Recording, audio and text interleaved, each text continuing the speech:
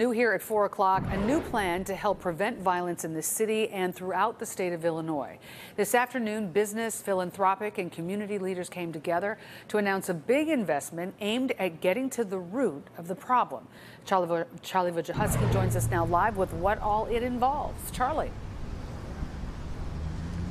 Well, Marion, this was an event to mark a milestone, the raising of $100 million by the Civic Committee here in Chicago to help fund anti-violence and community intervention efforts, but they say more will be needed. Now, this gathering comes on the heels of a very violent weekend here in Chicago. 19 dead, more than 100 shot, and more than 70 incidents around the city.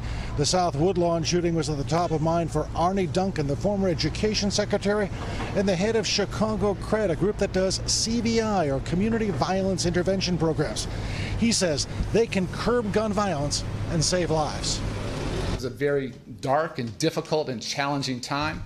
This weekend is about as horrific as we can get, but with that reality, for me, it just redoubles our collective commitment to try and get us to a better place. I don't want to go this alone.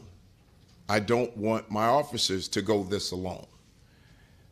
And bigger than that, I don't want you to go this alone. We have to do this together.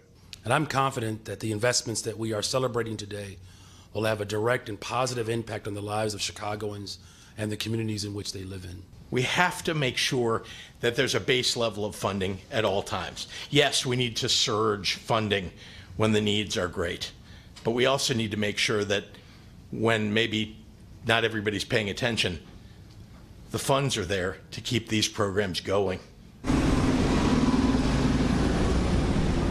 The state has already put up more than $200 million in what is called the Reimagined Public Safety Act.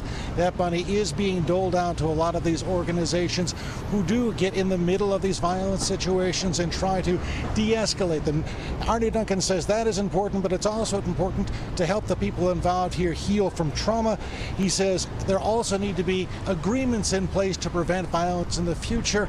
He also says people need to hire the people who may have been involved in these situations to give them a future that they can look forward to other than the streets. Of course, this is an effort that is going on in the state of Illinois as well as the city of Chicago. Reporting live here in the Loop, Charlie Wojciechowski, NBC 5 News. Charlie, thank you.